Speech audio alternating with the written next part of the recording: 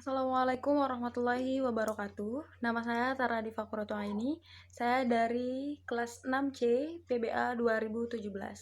Nah, pada kesempatan kali ini saya akan menerjemahkan video khutbah atau ceramah Syekh Arifi tentang virus corona. Baiklah, langsung saja kita lihat dan dengar videonya, lalu kita terjemahkan. انتقال هذا الفيروس أيها المؤمنون بين الناس ليس انتقالا سهلا، وهو بالمناسبة أيضا فيروس ضعيف، ليس فيروس قويا. Kaum muslimin, penyebaran virus ini di tengah manusia sebenarnya bukanlah penyebaran yang mudah. Dikarenakan virus ini adalah virus yang lemah, bukan virus yang kuat. ويعالج لم يكتشف له إلى اليوم لقاح أو علاج مخصص له، لكن الأطباء يتعاملون معه تعاملا عاما، يعطونه ما يتعلق بأمراض التنفس العامة، يعطونهم المضادات والأكسجين وما شابه ذلك مما يتعامل مع أمراض التنفس عامة. Nah, dan salah satu penyebabnya ialah belum ditemukan penawarnya hingga saat ini, dan tim medis pun memperlakukannya dengan cara biasa pada umumnya. Mereka memberikan obat-obatan penyakit pernafasan biasa, seperti oksigen dan lain-lain. والإنسان لأجل أن يتقيه ينبغي كما ذكرنا في الطب الوقائي في السنة النبوية ينبغي أن يعتني بأمور، من ذلك أن يحرص المرء أن يغسل يديه دائما. Nah, dan agar manusia terbebas dari hal itu, maka dia harus memperhatikan perkara yang terdapat dalam sunnah Nabi dan prosedur-prosedur kesehatan. Yang pertama, seseorang harus tetap rutin mencuci tangannya, إما بالماء والصابون أو بالمعقمات، menggunakan air biasa atau sabun. خاصة إذا رجع من خارج بيته، فهو في المسجد سلم على أشخاص، ربما في المستشفى صافح أشخاصا، لمس أشياء من أدراج ومكاتب وسيارة ونحو ذلك، ربما أصاب يده أشياء لا يعلم عنها. Terlebih apabila dia datang dari luar rumah. Mungkin dikarenakan dia berjabat tangan dengan orang atau dia memegang sesuatu seperti laci, meja, mobil, dan lain sebagainya. Atau bisa jadi tangannya dihinggapi sesuatu yang ia tidak ketahui. وغسل اليد أصلا هو قد جاء في الشريعة، من بركة الطعام الوضوء قبله كما قال النبي عليه الصلاة والسلام، وذكر عدد من الشراح قالوا الوضوء بمعنى وضوء اليد وهو غسل اليد قبل الطعام. Nah, sementara mencuci tangan dasarnya sudah ada dalam syariat kita, seperti dalam sabda Nabi SAW, di antara berkahnya suatu makanan yaitu kita berwudu sebelum memakannya. Nah, di antara ulama yang menjelaskan arti dari kata wudu ialah wudunya tangan atau mencuci tangan sebelum memakan makanan tersebut. فالإنسان إذا حرص على النظافة عموما، إما بغسل يديه دائما قبل طعامه وبعد طعامه، عند دخوله إلى البيت، عند ذهابه إلى أي مكان يزور أحدا، يحرص على أن ينظف يديه أو أن يستعمل المعقمات الموجودة على أن لا يصاب الإنسان بنوع من الوسوسة. Nah, seharusnya manusia itu tetap rutin untuk menjaga kebersihan secara umum, seperti mencuci tangan sebelum dan sesudah makan, atau tatkala memasuki rumah atau hendak pergi menjenguk seseorang. Dia selalu menjaga kebersihan tangannya dengan menggunakan pensterilisasi yang ada agar tidak dihinggapi oleh rasa was-was. جماعة رأيت بعض الناس يغسل يديه قبل الطعام أكثر من 30 مرة حتى أصيب والله، وقد سألته لما رأيت يديه فيها. Nah, ya jamaah, aku melihat sebagian orang mencuci tangannya sebelum makan, bahkan sampai 30 kali. Dan aku menanyakan hal itu dikala aku melihat kulit tangannya terkelupas. نوع من التآكل في اللحم، وسألته قلت ما هذا، ما الذي أصابك؟ قال أنا حريص وأخاف من الأمراض، هذا قبل كورونا، فما بالك ماذا سيحصل به بعدما انتشر المرض. يغسل يديه أكثر من 3، وسوسة، مرض. فأنت أيضا عندما نقول نحن اغسل يديك لا يعني أن تغسل يديك 40 مرة، اغسلها كما تغسلها عادة من تنظيفها. إذا كان هناك معقم معك في سيارتك أو ما شابه ذلك فاستعملته فلا بأس عليك في هذا. الأمر الثاني.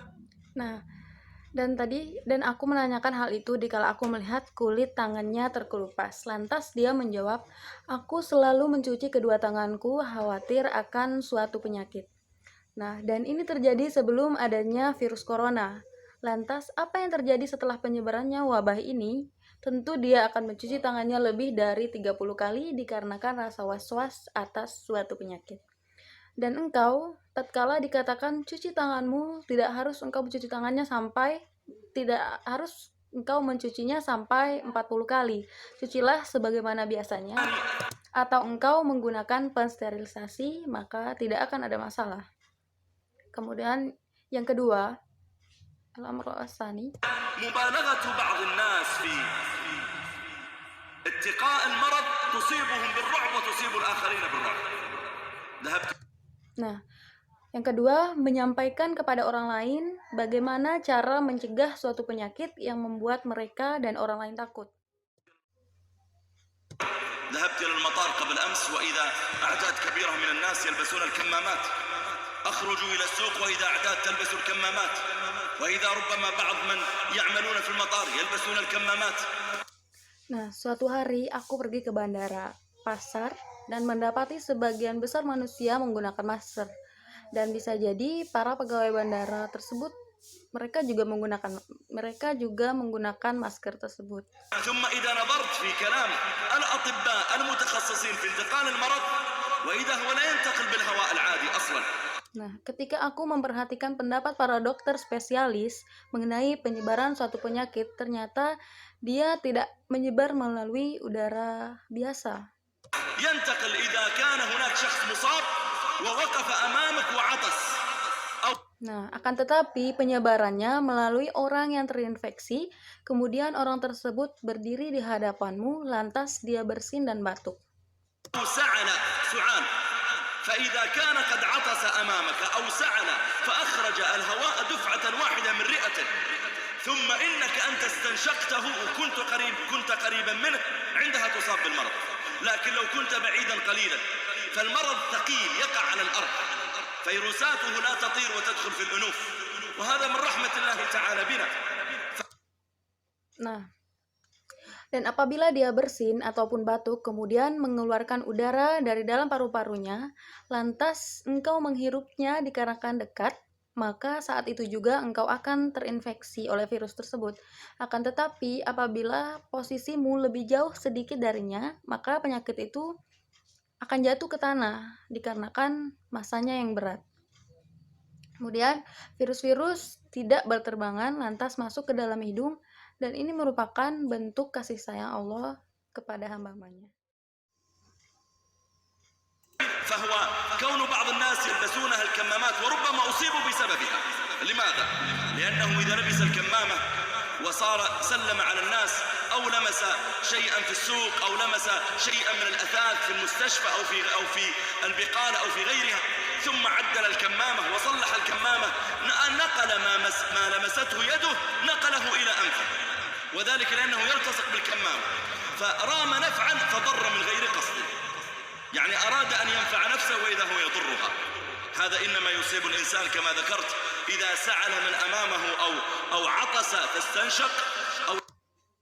Nah, sementara orang yang menggunakan masker tersebut bisa jadi dia terinfeksi disebabkan karena hal itu. Bagaimana bisa? Karena apabila menggunakan masker kemudian bersalaman dengan seseorang atau menyentuh sesuatu di pasar atau beberapa barang yang ada di rumah sakit atau yang ada di toko-toko dan lain sebagainya, kemudian dia memperbaiki maskernya, terus kemudian apa-apa yang telah disentuh oleh tangannya itu sekarang berpindah ke hidungnya dikarenakan maskernya menempel dengan hidung. Sekarang dia tidak mendapatkan manfaat dari maskernya, bahkan dia mencelakai dirinya sendiri tanpa ia sadari. Manusia itu terinfeksi dikarenakan apabila orang yang berada di hadapannya lantas batuk atau bersin. إذا كان ربما أصيب بميكروبات معينة فلمس بها عينه أو لمس أنفه أو وضعها في فمه ولذلك قلنا ينبغي له أن يحرص على أن يغسل يده في ذلك. Nah, Kemudian dia menghirup atau ditimpa oleh bakteri-bakteri tertentu, kemudian ia menyentuh mata atau hidungnya, atau meletakkan tangan di mulutnya. Oleh karena itu, hendaklah dia senantiasa mencuci tangan. إضافة أيها المسلمون إلى أن المرء ينبغي أن يدعو الله تعالى دائما أن يكفيه شر الأمراض. نبينا عليه الصلاة والسلام يقول في صباحه ومسائه: أسألك العفو والعافية، أن تعافيني في بدني، أن تعافيني في سمعي في بصري. ادعو.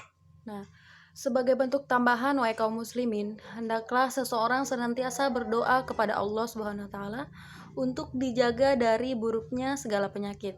Nabi berdoa di pagi dan sore harinya, "Ya Allah, aku memohon ampunan dan kesehatan darimu." Dia telah menyehatkan pandangan, pendengaran, dan penglihatanmu. Mintalah kepada Allah الله أن يحميك، أن يحمي ذريتك. ادعو الله جل وعلا أن يكون معك. mintalah kepada Allah agar Dia menjagamu dan menjaga keturunanmu. في حال مرضك وفي حال شفائك لعل الله جل وعلا أن يكفيك هذا. Mohonlah kepada Allah agar Dia selalu bersamamu dikala engkau sakit dan dikala engkau sehat, agar Allah tetap menjagamu. أسأل الله سبحانه وتعالى أن ينفعنا وإياكم ويحمينا وإياكم. ما انتشر أيها المسلمون من علاجات في بعض الرسائل كمن. Aku mohon kepada Allah agar Dia memberikan kita manfaat dan selalu menjaga kita. Wahai kaum muslimin, apa yang tersebar dari bentuk pengobatan dalam pesan-pesan ini? يقول ضع كذا من الثوم وضع كذا اخلط معه كذا من العسل ونحو هذا. هذه في العموم يقول الأطباء إنها مضادات طبيعية حيوية عامة. Seperti dikatakan, campurlah bawang ini dengan ini, campurlah ini itu dengan madu. Kemudian hal ini secara umum dikatakan oleh para dokter merupakan penawar umum untuk segala penyakit. يعني مثلا استعمال الثوم، استعمال يعني عدد استعمال العسل، استعمال عدد مما ثبت طبيا أنه مضاد حيوي عام، أنه يقوي الجسد في العموم، هذا لا بأس به. Yaitu sebagai contoh menggunakan bawang atau madu atau beberapa bahan yang sudah terbukti secara medis dan dapat menyegarkan badan, maka tidak ada masalah. لكن أن يخصص ويقال إن هذه الخلطة تفيد في هذا الفيروس، فلا ينبغي للإنسان أن يطير مع أي شيء.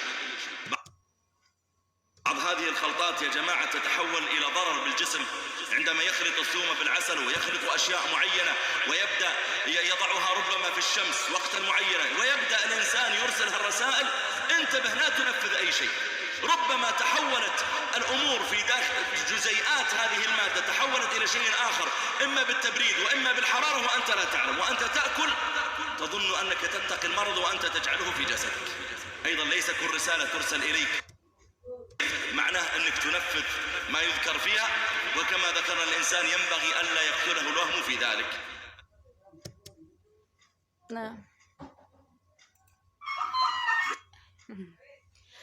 Yang menjadi masalah menghususkan suatu campuran dapat melawan virus ini, maka tidak semestinya orang-orang mengikuti apapun darinya, karena sebagian campuran ini dapat berubah menjadi zat yang dapat mencelakai tubuh. Jadi tidak boleh sembarangan mencampur bahan-bahan untuk jadikan obat, karena seperti tatkala mencampurkan bawang dengan madu atau hal-hal tertentu, kemudian meletakkannya di bawah sinar matahari untuk beberapa waktu tertentu. Berhati-hatilah, jangan sampai melakukan apapun, karena bisa jadi kandungan-kandungan yang terdapat dalam hal itu berubah menjadi sesuatu yang lain dengan cara mendinginkan atau memanaskannya. Sementara kamu tidak mengetahui, lantas engkau memakan atau meminum dengan sangkaan, dengan dugaan hal itu dapat mencegah penyakit, dan ternyata engkau menjadi sakit, dan ternyata engkau menjadikan penyakit ada dalam tubuhmu. Semua pesan yang kita terima tidak mesti harus kita ikuti segala apa-apa yang ada di dalamnya. Nah, mungkin itu saja terjemahan dari video Syekh Arifi tentang virus corona pada video kali ini. Saya mohon maaf apabila ada kesalahan dan kekurangan. Saya berterima kasih telah menonton video ini sampai selesai. Dan kita berdoa semoga pandemi ini segera berakhir. Wassalamualaikum warahmatullahi wabarakatuh.